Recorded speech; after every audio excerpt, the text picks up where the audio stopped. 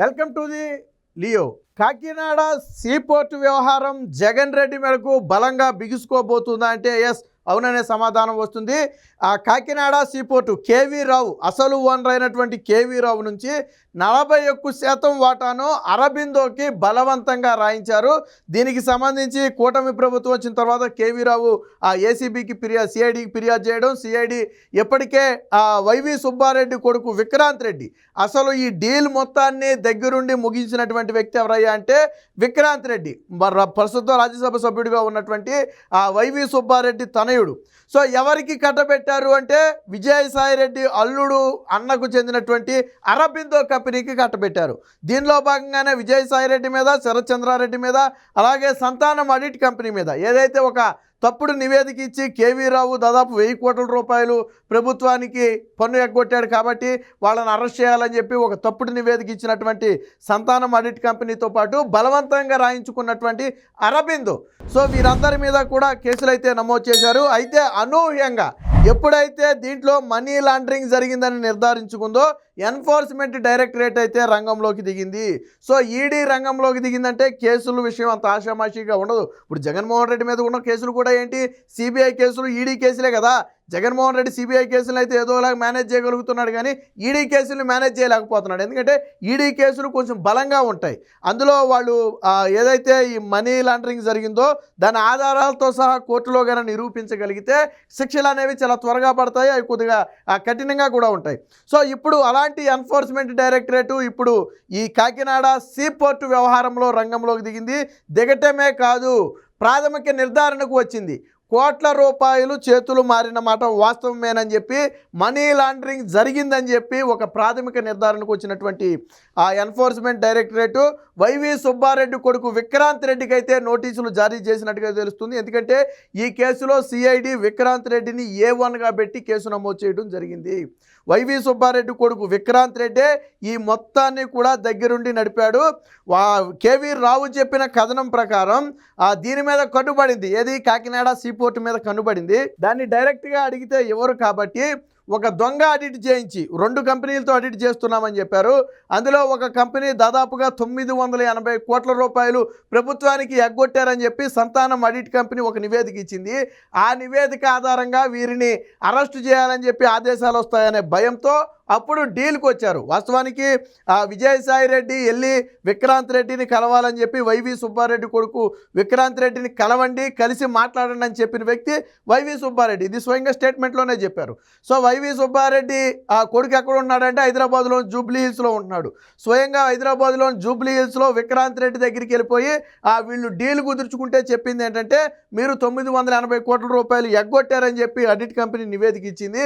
కాబట్టి మీరు మీ కుటుంబం అంతా జైలుకి వెళ్ళటం ఖచ్చితంగా ఖాయమే, మీరు 1000 కోట్లు ఇప్పటికిప్పుడు తెచ్చి కట్టలేరు. కాబట్టి మీరు ఓ పని చేయండి, ఈ వాటాలను అయితే అమ్మేయండి, అదే మీకు సేఫ్, మిగిలినవన్నీ నేను చూసుకుంటానని చెప్పి ఒక రకంగా హెచ్చరిక లాంటివి జారీ చేసి, ఒకవేళ కాదు అంటే ఇది నా మాట కాదు స్వయంగా జగన్మోహన్ రెడ్డి మాట అని చెప్పి విక్రాంత్ రెడ్డే తన ఇంటి వద్ద చెప్పాడని చెప్పి ఎప్పుడైతే జగన్ పేరు చెప్పారో అప్పుడు వీళ్ళందరూ కూడా భయపడ్డారని చెప్పి కేవీ రావు తన కంప్లైంట్లో కూడా చెప్పడం జరిగింది. సో ఆ తర్వాత దాదాపుగా 2500 కోట్ల రూపాయలు విలువైనటువంటి దాన్ని కేవలం 496 కోట్ల రూపాయలకు అరబిందోకు బలవంతంగా రాయించారు. అలాగే ఇదే సమయంలో ఈ డీల్ కుదిరిన తరువాత, సరే అమ్మడానికి ఒప్పుకున్న తరువాత జగన్మోహన్ రెడ్డి దగ్గరికి విక్రాంత్ రెడ్డే తీసుకెళ్ళాడంట కేవీ రావుని. తీసుకెళ్తే జగన్మోహన్ రెడ్డి దగ్గర వీళ్ళు మొర చెప్పుకునే ప్రయత్నం చేశారంట. ఏమని, సార్ మరీ 496 కోట్లు అంటే అన్యాయం, అది 2500 కోట్ల రూపాయలు విలువైనటువంటిది, 496 కోట్లు ఏంటి సార్, 500 కోట్లు ఏంటి, కొంచెం చూడండి అని చెప్పే ప్రయత్నం చేస్తే జగన్మోహన్ రెడ్డి ఒక సెకండ్ విక్రాంత్ రెడ్డి ఏది చెబితే అది చేయండి అని చెప్పి తానైతే వెళ్ళిపోయారని చెప్పి ఆ కంప్లైంట్లో కూడా చెప్పడం జరిగింది. అంటే దీన్ని అరబిందోకి కట్టబెట్టే సంగతి జగన్మోహన్ రెడ్డికి తెలిసే జరిగింది, జగన్మోహన్ రెడ్డి డైరెక్షన్లోనే జరిగింది. రేపు విక్రాంత్ రెడ్డి నోరు తెరిస్తే ఎవరు ఈ డీల్ చేసుకోమని చెప్పారు, ఎవరు అరబిందోకి కట్టబెట్టించమని చెప్పారు అనేది రేపు విక్రాంత్ రెడ్డి నోరు తెరిస్తే అప్పుడు ఇది జగన్మోహన్ రెడ్డి మెడకు బలంగా బిగుసుకునే ఉచ్చైతే కాబోతుంది. సో దీనికి సంబంధించిన ఒక వార్త అయితే వచ్చింది, ఒకసారి చూద్దాం. రంగంలోకి ఈడీ, వైవి తనయుడికి నోటీసులు, కాకినాడ సీపోర్ట్ కేసులో మరొక మలుపు, మనీ లాండరింగ్ పై ప్రాథమిక నిర్ధారణ. సో ఈడీ గాన మనీ లాండరింగ్ని నిర్ధారించింది అంటే ఆ కేసు బలంగా ఉచ్చు బిగుసుకుంటున్నట్లే లెక్క. జగన్మోహన్ రెడ్డి ఇన్నేళ్లు గడిచినా ఎందుకు కేసుల నుంచి బయటకు రాలేకపోతున్నారు, ఎందుకు కేసులు కొట్టేయడంలో తెలుసా? ఎన్ఫోర్స్మెంట్ డైరెక్టరేటు ఆధారాలతో సహా మనీ లాండరింగ్ని ఆధారాలతో సహా బయటపెట్టింది. మనీ ట్రయల్ అంటాం దాన్ని ఆల్రెడీ కోర్టు ముందు నిరూపించింది. అంటే డబ్బులు ఎలా వచ్చాయి, ఎవరి చేతుల మీదకి వచ్చాయి, ఎవరి దగ్గరికి వెళ్ళాయి, అవి ఎక్కడ స్టే అయ్యాయి, ఇలాంటివన్నీ కూడా ప్రాథమికంగా ఆధారాలతో సహా నిర్ధారిస్తారు. సో అప్పుడే కేసులో బలం పెరుగుద్ది. ఇప్పుడు మనీ లాండరింగ్పై ఒక ప్రాథమిక అంచనాకు వచ్చి, అంటే కోర్టులు చేతిలో మారిన మాట వాస్తవమే, పలానా దగ్గర నుంచి తెచ్చారు, పలానా దగ్గర పెట్టారు అనే కొంత ప్రాథమిక నిర్ధారణ చేసుకున్నట్టుగా అయితే తెలిసింది. ఆ కోవలోనే వైవి తనయుడు విక్రాంత్ రెడ్డి, మనం ఇప్పటి వరకు మాట్లాడుకున్నటువంటి విక్రాంత్ రెడ్డి ఎవరయ్యా అంటే ఇతనే, ప్రస్తుతం వైవి సుబ్బారెడ్డి ఎంపీ, మన మాజీ టీటీడీ చైర్మన్ వైవి సుబ్బారెడ్డికి కొడుకు. సాధారణంగా బేసిక్ ఏంటంటే పెద్దగా వార్తల్లో కనపడ్డు, బట్ తెర వెనక ఇలాంటి డీల్స్ చేస్తుంటాడని చెప్పి గతంలో కొన్ని ఆరోపణలు కూడా వచ్చాయనుకోండి. జగన్ హయాంలో చేతులు మారిన వాటాలు బెదిరించి భయపెట్టి కొట్టేశారని ఫిర్యాదు. విక్రాంత్ రెడ్డి, సాయిరెడ్డి తదితరులపై ఇప్పటికే సిఐడి కేసు నమోదు. పోర్టుల్లో సోదాల్లో కీలక ఫైళ్లు స్వాధీనం. ఎప్పుడైతే కేవీ రావు సిఐడికి ఫిర్యాదు చేశారో, మా నుంచి బలవంతంగా సీపోర్టు వాటాలు కొట్టేశారని కేవీ రావు ఎప్పుడైతే ఫిర్యాదు చేశారో, ఆ తర్వాత కాకినాడ పోర్టులో కొన్ని కీలక సోదాలు అయితే సిఐడి అధికారులు నిర్వహించారు. ఆ సోదాలో కొన్ని కీలక ఫైళ్లు కూడా లభ్యమయ్యాయి. అందులో ఈ లావాదేవీలకు సంబంధించినటువంటి కొన్ని ఫైళ్లు కూడా స్వాధీనం చేసుకున్నారని అయితే చెప్తున్నారు. కేవీ రావు ఫిర్యాదు మేరకు సిఐడి విక్రాంత్ రెడ్డి, వైవి సుబ్బారెడ్డి కొడుకుని A1గా పేర్కొంటూ కేసు నమోదు చేసింది. అలాగే వైసీపీ ఎంపీ అయినటువంటి విజయసాయి రెడ్డి మీద, అలాగే ఆయన అల్లుడు అన్న అయినటువంటి శరత్ చంద్రారెడ్డి, వీళ్ళ ఫ్యామిలీ అంతా ఏం ఫ్యామిలీయో నాకు అర్థం కావట్లా. ఎక్కడ ఏ స్కామ్ జరిగినా అడు తిరిగి ఇటు తిరిగి అది విజయసాయి రెడ్డి ఫ్యామిలీయే అందులో ప్రధానంగా కనపడుద్ది. ఢిల్లీ లెక్కర్ స్కామ్ ఎంత పెద్ద స్కాము, అందులో కూడా శరత్ చంద్రారెడ్డి ఉన్నాడు. ఇప్పుడు ఈ స్కామ్లోకి వచ్చేటప్పటికి మళ్ళీ శరత్ చంద్రారెడ్డి, విజయసాయి రెడ్డి ఉన్నారు. వీళ్ళ ఫ్యామిలీ ఏంటో మనకైతే అర్థం కావట్లేదు. అలాగే శ్రీధర్ అండ్ సంతానం ఆడిట్ కంపెనీ, ఏదైతే ఇప్పుడు ఇందాక వరకు మనం మాట్లాడుకున్నామో వీళ్ళ మీద కేవీ రావు కంపెనీ మీద ఒక తప్పుడు నివేదిక ఇచ్చినటువంటి కంపెనీ శ్రీధర్ అండ్ సంతానం ఆడిట్ సంస్థ. సో అరబిందో సంస్థ రాయించుకున్నటువంటి సంస్థ, కారు చౌకగా కొట్టేసినటువంటి సంస్థ. ఈ అరబిందో అనేది జగన్మోహన్ రెడ్డికి దగ్గర బంధు. ఒక రకంగా జగన్మోహన్ రెడ్డి బినామీ కంపెనీ అరబిందో అని చెప్పి బహిరంగంగానే చాలామంది విమర్శిస్తారు. సరే, అది ఎంతవరకు నిజం ఎంతవరకు అబద్ధం పక్కన పెడితే ఇప్పుడైతే అరబిందోను కూడా అందులో అయితే చేర్చారు. బట్ నోటీసులు మాత్రం ప్రస్తుతానికి విక్రాంత్ రెడ్డికి మాత్రమే ఈడీ జారీ చేసినట్టుగా తెలుస్తుంది. అది కూడా కొంచెం గోప్యంగా ఉంచినట్టుగా అయితే తెలుస్తుంది. బట్ విక్రాంత్ రెడ్డిని విచారిస్తే దీనికి సంబంధించినటువంటి కొంత కీలక సమాచారం దొరికే అవకాశం ఉంది. దీనిలో బలమైన ఆధారాలు కన్నా లాగితే అది జగన్మోహన్ రెడ్డి మెడకు చుట్టుకుంటుంది అనేది ప్రధానంగా వినిపిస్తున్నటువంటి ఆరోపణ. కాకినాడ సీపోర్టులో వాటాలను కారు చౌకగా కొట్టేసిన కేసులో కీలక మలుపు తిరిగింది. ఇందులో లోగుట్టు వెలికి తీసేందుకు ఎన్ఫోర్స్మెంట్ డైరెక్టరేట్ రంగంలోకి దిగింది. జగన్ హయాంలో చోటు చేసుకున్న ఈ బలవంతపు డీల్ వెనుక భారీగా మనీ లాండరింగ్ జరిగిందని ప్రాథమిక నిర్ధారణకు వచ్చింది. ఈ వ్యవహారంలో కీలకంగా వ్యవహరించిన వైసీపీ రాజ్యసభ సభ్యుడు వైవి సుబ్బారెడ్డి తనయుడు విక్రాంత్ రెడ్డికి ఈడీ నోటీసులు జారీ చేసినట్లుగా అత్యంత విశ్వసనీయంగా తెలిసింది. కాకినాడ సీపోర్టు అసలు యజమాని కేవీ రావును జగన్ సన్నిహితులు బెదిరించి భయపెట్టి కారు చౌకగా వాటాలు కొట్టేసిన వైనం ఈడీ పలు ఆధారాలతో సహా ఫిర్యాదులు వెళ్ళినట్లు తెలిసింది. వాటిని పరిశీలించినటువంటి ఈడీ ఈ డీల్లో మనీ లాండరింగ్ చోటు చేసుకుంది. వాస్తవానికి సిఐడితో పాటు ఎప్పుడైతే భారీ ఎత్తున మనీ ఇందులో ట్రాన్స్ఫర్ అయిందని చెప్పి వచ్చిందో ఆటోమేటిక్గా ఇది ఈడీకి కూడా కేసు అయితే వెళ్ళడం జరిగింది. సో ఈడీకి కేసు వెళ్ళినంత మాత్రాన తీసుకుంటుందా అంటే తీసుకోదు.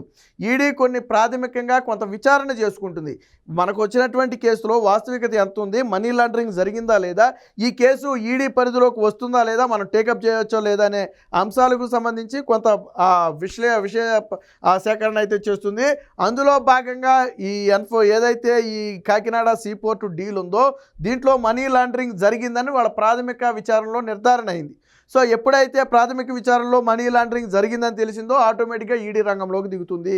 ఎక్కడైనా సరే మనీకి సంబంధించిన వ్యవహారాలు కనుక జరిగితే ముందుగా రంగంలోకి దిగేది ఎన్ఫోర్స్మెంట్ డైరెక్టరేటే. అందులోనూ ఇదేమీ 1-2 కోట్లు చిన్న మొత్తం వ్యవహారం కాదు. 2500 కోట్ల రూపాయల ప్రాజెక్ట్ని 500 కోట్ల రూపాయలు కొట్టేయటం.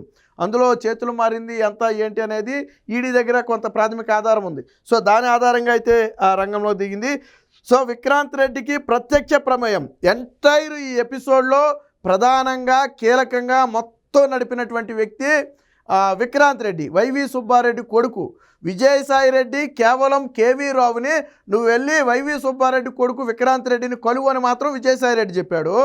ఇక కలిసిన దగ్గర నుంచి పోర్టును రాసే వరకు కూడా ఒక రకంగా నీ కుటుంబాన్ని అది చేస్తారని బెదిరించడం, నువ్వు ప్రభుత్వం నుంచి తప్పించుకోలేవు, ఇబ్బందుల్లో పడతావని బెదిరించడం, స్వయంగా జగన్మోహన్ రెడ్డి ఆదేశాలు జారీ చేశాడని చెప్పి బెదిరించడం.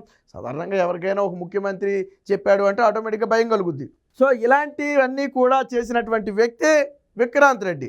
సో అందుకనే విక్రాంత్ రెడ్డిని A1గా అయితే పెట్టడం జరిగింది. ఈ కేసులో విక్రాంత్ రెడ్డి మెడకైతే బలంగా ఉచ్చేసే బిగుసుకుంది. మరి ఇప్పటి వరకు వైవి సుబ్బారెడ్డి దీని మీద పెద్దగా అయితే స్పందించిన దాఖలాలు లేవు. సాధారణంగా ఏదో ఇది రాజకీయ కుట్ర, రాజకీయ కక్ష అని చెప్తున్నాడు తప్ప ఇంత పెద్ద డీలు ఇప్పుడు ఫిర్యాదు చేసిన వ్యక్తి ఎవరో స్వయంగా బాధితుడు.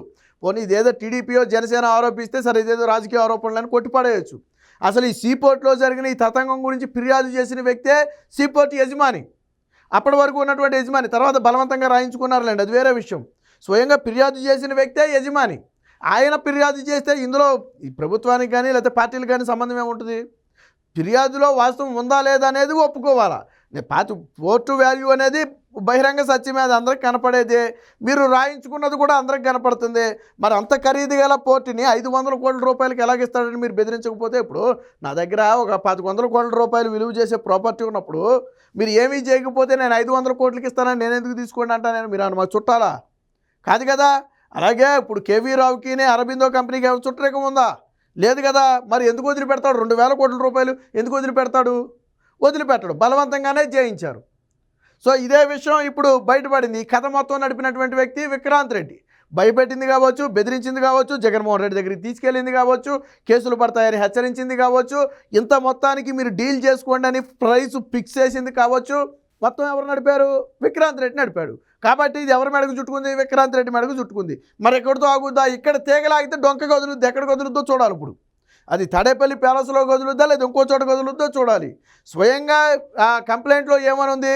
జగన్మోహన్ రెడ్డి దగ్గరికి వెళ్ళి మా బాధ చెప్పుకునే ప్రయత్నం చేస్తే విక్రాంత్ రెడ్డి చెప్పినట్టు చేయండి అని స్వయంగా జగన్మోహన్ రెడ్డే చెప్పాడు మాకు అని కేవీ రావు యజమాని చెప్పాడు. స్వయంగా ఆ పోర్టులో 41% ఓటా ఉన్నటువంటి యజమానే చెప్పాడు. కాబట్టి దీన్ని అంత ఈజీగా కొట్టిపడేసే వ్యవహారం కాదు. ఇదేదో రాజకీయ ఆరోపణలతో చేసే వ్యవహారం అంతకంటే కాదు.